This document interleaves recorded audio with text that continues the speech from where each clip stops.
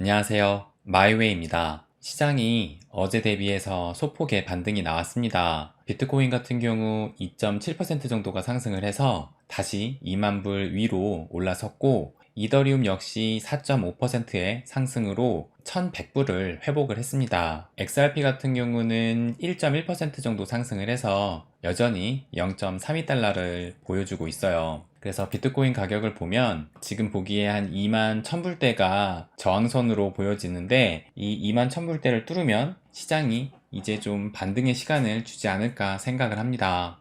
그래서 공포탐욕 지수를 보면 어제와 동일한 9포인트로 여전히 극단적인 공포의 장을 보여주고 있어요. 그리고 증시를 보면 어제 미 증시는 휴장이어서 변동이 없고, 우리나라 코스피가 지금 소폭의 반등을 좀 보여주고 있지만 큰 상승은 아니라 오늘의 종가가 과연 2400을 회복을 할지 좀 지켜봐야 될 것 같습니다. 그래서 지금 비트코인 같은 경우는 2만 달러 선이 회복이 돼가지고 이제 암호화폐는 바닥을 쳤나 하는 이제 바닥론이 확산이 되고 있다고 이렇게 기사가 나왔어요.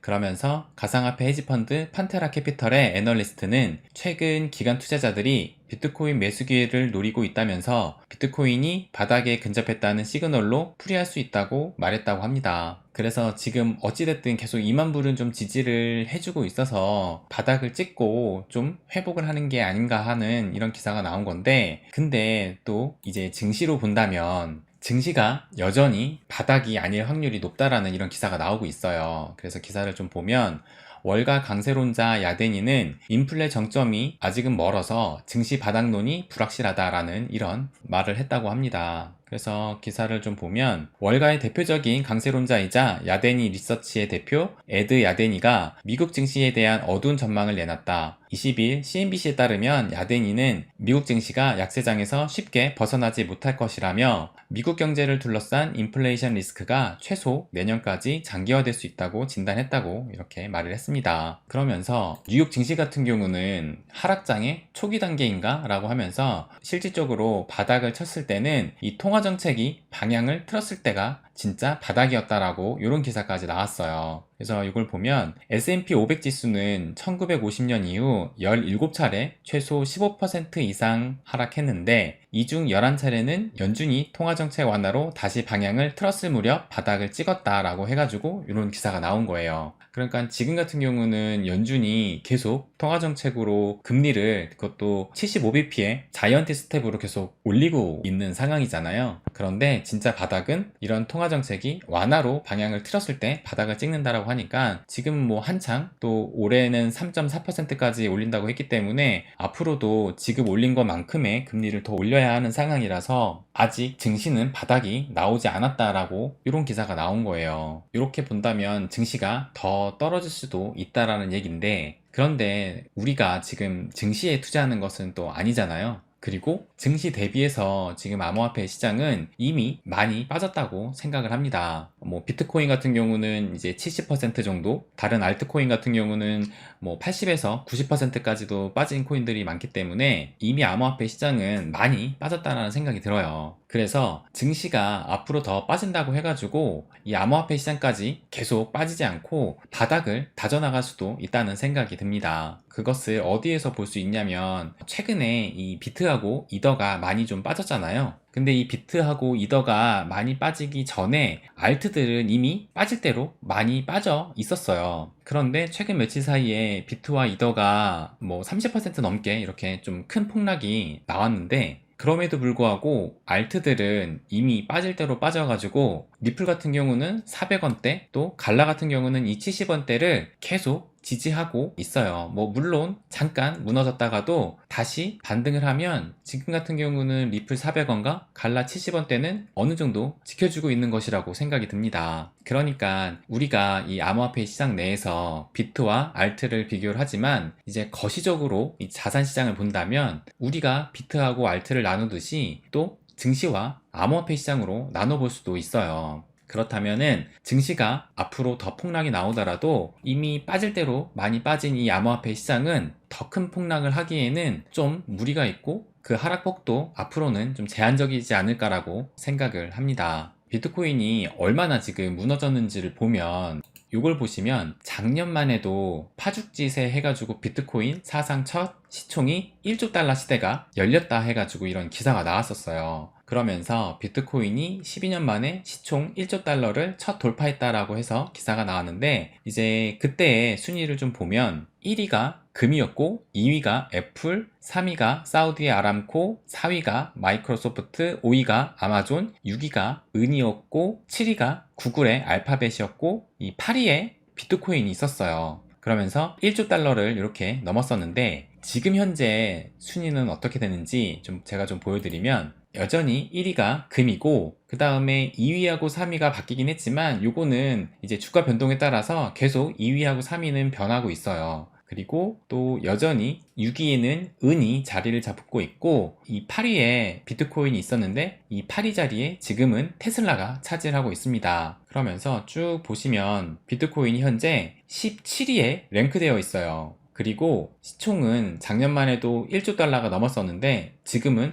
반의 반토막이 나가지고 3,900억 정도로 확 쪼그라들었습니다. 그래서 지금 17인데 지금 대만의 반도체 기업 이 TSMC보다도 순위가 낮은 것이고, 또 비트코인 채굴에 필요한 그래픽 카드를 만드는 이 엔비디아보다도 순위가 한 단계 낮은 상태예요. 그러면 우리나라의 대기업인 삼성을 보면 삼성은 지금 현재 27위에 랭크되어 있습니다. 그래서 지금 이렇게 이 암호화폐 시장이 많이 쪼그라들어 있는 상태인데, 그렇다면 이제 어느 정도 바닥을 찍었다라는 얘기도 좀 나오면서 뭐 대상승은 아니더라도 좀 그래도 반등을 기대할 수 있는 호재가 있을까 해서 좀 찾아보면, 이제 비트코인 현물 ETF를 좀 기대해 볼 수 있지 않을까라는 생각이 들어요. 왜냐면 이 그레이스케일이 비트코인 현물 ETF를 작년 10월에 신청을 했었는데 그거에 대한 결과가 오는 7월 6일 날 결정이 됩니다. 그러니까 이제 얼마 남지 않았어요. 그러니까는 작년 10월에 신청을 해서 이제 7월에 나오는 거니까 꽤 오랜 기간 동안 SEC가 심사를 하고 이제 승인 여부를 발표를 할 텐데, 이 그레이스케일이 작년에 이 비트코인 현물 ETF를 신청을 하고 나서 정말 기존과 다른 엄청난 공을 들여왔습니다. 근데 뭐 시장의 지금 분위기나 지금까지 SEC가 현물 ETF 승인을 계속 거부를 해왔기 때문에 뭐 승인 가능성은 그렇게 이렇게 높아 보이진 않습니다. 그럼에도 낙관론도 좀 나오고 있어요. 그래서 그거를 좀 말씀을 드리면, 먼저 지금 최근에 이게 오늘 나온 기사인데 비트코인 숏 선물 ETF가 나온다는 이런 기사가 나왔어요. 그러니까는 요거 같은 경우는 비트코인 선물 기반으로 해가지고 숏 ETF가 이제 처음으로 출시가 되는 건데, 최근 이 큰 하락이 나오면서 하락을 통해서도 수익을 얻을 수 있는 요 ETF 상품이기 때문에 이런 포트폴리오 해지 용도로 수요가 어느 정도 있을 것이라고 생각이 들어요. 그러면서 이 밖에 비트코인 선물 관련된 ETF는 계속 지금 SEC에서 승인이 나오고 있습니다. 그래서 조만간에 이제 다음 달에 비트코인 현물 ETF 승인이 결정이 되는데, 이 그레이스케일이 계속 신경을 써왔어요. 요게 올해 3월달 기사인데 현물 ETF 승인 안 하면 SEC에 소송 걸 수도 있다라고 어떻게 보면 좀 엄포를 놓기도 했어요. 조금 전에 보여드렸던 이 기사가 5월 달에 나온 기사인데, 그레이스케일이 미 SEC와 비트코인 현물 ETF 승인으로 물밑 접촉을 하고 있다라고 이런 기사가 나온 거거든요. 그래서 보시면 이번에 이 그레이스케일이 신청한 비트코인 현물 ETF는 기존과는 좀 다르다고 해요. 왜냐면 비트코인 선물 ETF가 작년에 이제 처음 승인이 났잖아요. 그런데 그때 승인을 할 당시에 이 비트코인 선물 ETF는 1940년 투자회사법으로 근거를 두고 승인을 했다고 해요. 그런데 최근에 SEC에서 비트코인 선물 ETF를 승인을 한 것은 이 1940년도가 아니라 1933년 증권법을 근거로 해서 이제 승인을 해줬는데, 이번에 그레이스케일이 신청한 이 비트코인 현물 ETF가 이 1933년 증권법을 근거로 해가지고 신청을 한 거예요. 그래서 요거를 보시면 SEC가 테우크리움의 선물 ETF를 승인한 것은 비트코인 선물과 현물 간 연관성을 인정했다라는 것을 보여준다며, SEC가 비트코인 선물 ETF와 현물 ETF를 동일한 시각으로 보지 않는다면 행정절차법 위반에 따른 소송 대상이 될 수 있다고 전했다라는 이런 말을 했습니다. 그래서 정말 그레이스케일이 좀 이번 승인 여부에 대해서 좀 벼르고 있다라는 것이 느껴지는 게, 이렇게 승인 안 하면 SEC 소송을 걸 수도 있다고 말을 하고, 또한 얼마 전에도 한번 말씀드렸는데 오바마 정부 당시에 법무 차관까지 합류를 하면서 이런 실제 유명 법률인까지 고용을 해가지고 소송까지 불사하겠다고 얘기를 하고 있는 거예요. 그에 따라서 현물 ETF 승인이 낙관론으로 좀 보여지지 않을까 하는 기사가 최근 6월 10일 날에 이렇게 나온 거예요. 그래서 지금 현재 이 그레이스케일은 모든 수단을 동원을 해서 이 비트코인 현물 ETF를 승인을 받겠다라고 벼르고 있는 상황인데 뭐 조금 전에 이렇게 낙관론까지 나오긴 했지만 뭐 실질적으로 뚜껑은 까봐야 알 것 같습니다. 근데 만약에 이 현물 ETF 승인이 SEC 입장에서는 좀 이런 비트코인의 거품을 키울 수 있다라는 그런 부담이 있을 수 있을 텐데 최근에 장이 많이 하락한 상황이라서 이런 공포장일 때 SEC가 승인하는 것이 그나마 좀 덜 부담이 가지 않을까라는 생각도 좀 들고, 그리고 최근 또 CFTC하고 SEC 간에 이 암호화폐에 대한 관할권을 두고 또 법안이 발의가 된 상황이라서 만약에 SEC가 좀 더 큰 목소리를 가져가려 한다는 의미에서 이번 현물 ETF 승인도 나올 수 있지 않을까라는 또 생각도 들어요. 그러니까는 지금까지 SEC가 보인 태도와 또 여러 상황들을 봤을 때 승인 가능성이 뭐 커 보이진 않지만 그렇다고 아예 없다고 볼 수도 없지 않을까라는 생각이 듭니다. 그리고 또 그레이스케일뿐만 아니라 현재 이 돈나무 언니라고 불리우는 이 캐시우드도 비트코인 현물 ETF를 신청을 해놨어요. 그러니까는 이 캐시우드는 작년 7월에 신청을 해가지고 올해 3월에 거부를 당했거든요. 그래서 최근에 5월 달에 다시 신청을 한 거예요. 그래서 보시면 이 결과는 내년 이제 1월 24일 날 나오게 됩니다. 그러니까 한번 신청을 하게 되면 이게 수개월에 걸쳐서 SEC로부터 심사를 받고 그 다음에 결과가 나오는데, 이제 이 캐시우드 같은 경우는 내년 1월 24일이니까 아직 좀 멀었어요. 그러니까 뭐 이 외에도 뭐 다른 많은 운용사에서 현물 ETF 출시를 이렇게 신청을 하는데 결국에는 SEC가 비트코인 현물 ETF를 승인할 수밖에 없다고 생각을 합니다. 그러니까 이제 시점이 문제이지 승인은 나올 수밖에 없다고 생각이 들어요. 그리고 또 이외에 또 반등을 기대할 수 있는 기사를 좀 본다면 기록적인 스테이블 코인 시장 점유율은 암호화폐 상승을 시사합니다 라고 해서 이 JP모건에서 이런 발표를 했다고 해요. 그래서 좀 기사를 보면 미국 투자은행 JP모건 체이스의 애널리스트에 따르면 암호화폐 시장에서 테더와 같은 스테이블 코인의 점유율이 급격히 상승하면 암호화폐의 상승세가 나타날 수 있다고 이렇게 말을 했다고 해요.